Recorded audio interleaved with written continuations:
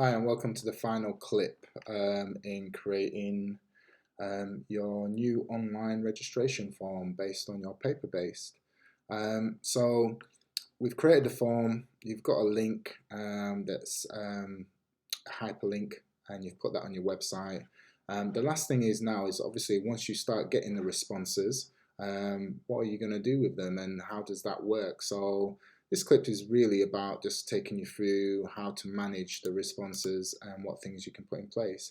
So one of the great things about Google Forms is that you can link it to Google Sheets, which is basically a spreadsheet. It's like Excel, and that allows you to manage your registration forms and who has access to them. So by clicking this link here, I'll start again just to show you. So you're in your questions, so you just go into your form, you go to responses. If someone's filled it in, you will have responses here and you'll be able to flick through, but that's really hard if you're a manager of a playground and you've got 300 children that are registered with you and you're wanting to be able to look through that. So Excel spreadsheets are great because you can filter, you can search by name, you can actually print off all the data relating to certain fields.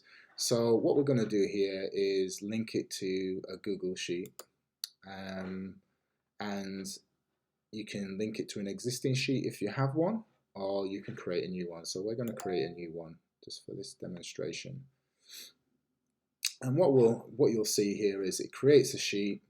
It's got all the headings for each question at the top, all the way through. And obviously, all that means is that if you wanted to, just by clicking that row and go into more, and this is to create filter, all these sections now can be filtered. So one of the great things is you have a timestamp, so you know the date, the time that anyone registered. This sheet, in terms of the responses, will allow you to filter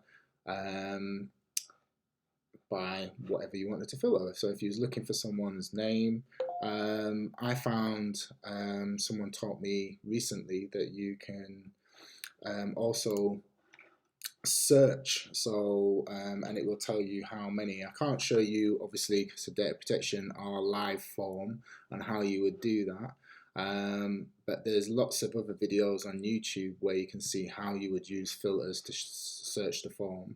And practically what we do then is this, where it says share, and you can see it's coming up private to me only.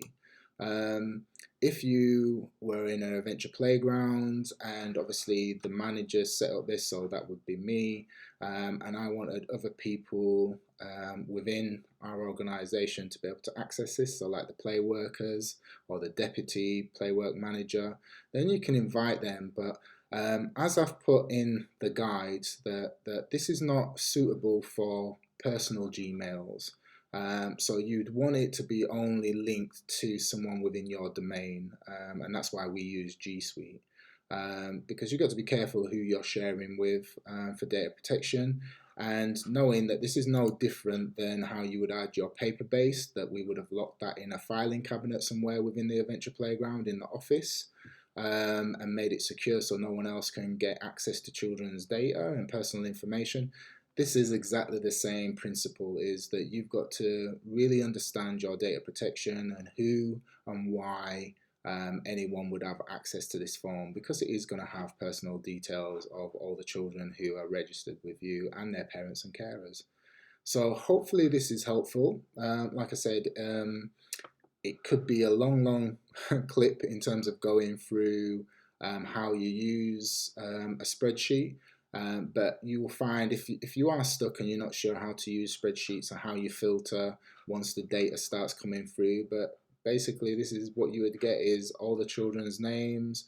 You would get the information about ethnicity, so if you wanted to filter by that, if you wanted to print off just certain sections, you can do as part of a spreadsheet. And you can find more guidance on YouTube on how you manipulate data on spreadsheets. So I hope hopefully this guide was helpful.